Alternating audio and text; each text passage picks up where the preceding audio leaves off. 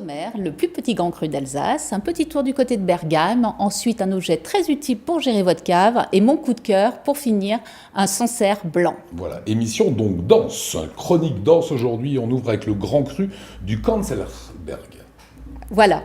Je l'ai bien dit. Pas vraiment, c'est donc le Kanzlerberg, Voilà, qui est le plus petit grand cru d'Alsace, 3 hectares 4 et seulement 3 vignerons, c'est une vraie rareté. On connaît son origine ?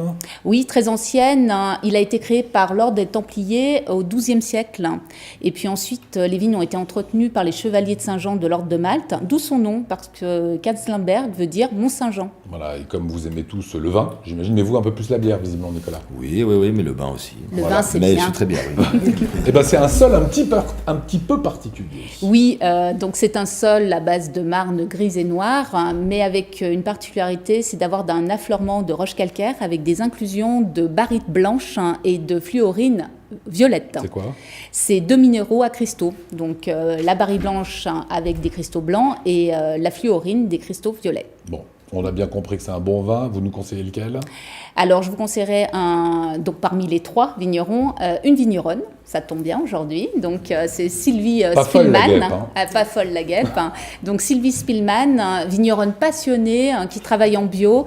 Il faut du temps pour que les vins s'ouvrent chez Sylvie Spillmann. Donc, du coup, elle les garde en cave avant de les proposer en commercialisation. On a rencontré Sylvie Spillmann. On regarde. Chirurgienne, parce que quand j'étais petite, je voulais sauver les gens. Maintenant, je les sauve avec du vin. Alors, c'était avec le Gewürz Grand Cru Kanzlerberg 81 et on l'a accompagné avec un joli bar cuit à la vapeur avec juste un petit filet d'huile d'olive au citron. C'était extraordinaire. Le Riesling Grand Cru Kanzlerberg 2010. Là, c'est une année exceptionnelle avec une très grande maturité, une très belle acidité. Ça fait des vins qui ont un joli fruit, mais tout en élégance, en persistance, en fraîcheur. C'était des monstres de vin de garde. J'aimais beaucoup par exemple les poireaux avec une petite sauce béchamel et tellement que je l'aimais, je murmurais en mangeant. Et un jour, je me suis rendu compte que je chantonnais quand je mangeais et j'ai arrêté depuis. Ah bah voilà, une passionnée, c'est ce qu'on a vu voir. Exactement. L'objet de la semaine. Alors, de quoi avons-nous besoin pour bien gérer sa cave, pour éviter de laisser passer le vin qui avait mérité d'être moins longtemps en cave?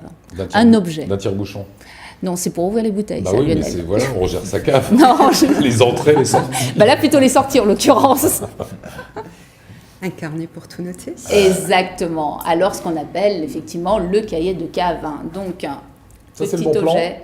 Oui, c'est un bon plan parce que c'est absolument indispensable, parce que souvent, malheureusement, on oublie les vins en cave et du coup, malheureusement, c'est trop tard. Donc, le meilleur moyen, c'est de faire un listing complet des vins que vous allez garder en cave. Ouvrez-le juste. Donc Oui, Alors, c'est des petites fiches, extrêmement bien faites. Le format, c'est pratique, ça se range facilement. Surtout, vous pouvez l'emmener lorsque vous allez faire la tournée des caves et trouver le bon vin chez les vignerons. L'objectif, c'est de tout bien noter, même la dégustation. Vous avez une fiche de dégustation où vous avez l'œil, le nez et la bouche. N'oubliez pas de noter la date à laquelle vous avez dégusté ce vin. Ça vous permettra de voir l'évolution du vin en question. Surtout, également, les accords mets et vins, c'est toujours utile. Ouais, Renseignez-vous auprès du Le vigneron. petit agneau, ça va bien avec ça. Exactement. Alors, par contre, un petit conseil, fin d'année, ce que vous faites un répertoire des années de garde et des vins à ouvrir l'année suivante. Ça vous évite de perdre les vins en question. Bah voilà, il faut qu'on Voilà. vous écoute vraiment, parce que vous êtes que des bons conseils. Bah, On termine j'espère. par un petit coup de cœur happy.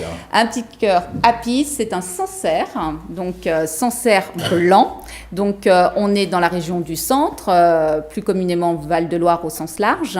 On est sur un 100% Sauvignon, puisque le Sancerre blanc est sur un Sauvignon. On est sur le domaine Guillerot-Fragette.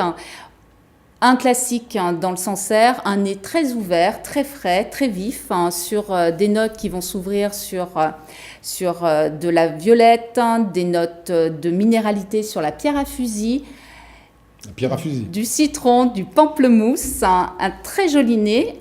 la bouche reste vive avec une belle tension, une bonne élégance, une très bonne longueur en bouche, toujours sur des notes de pamplemousse de citron, légères notes salines, un très joli Sancerre blanc.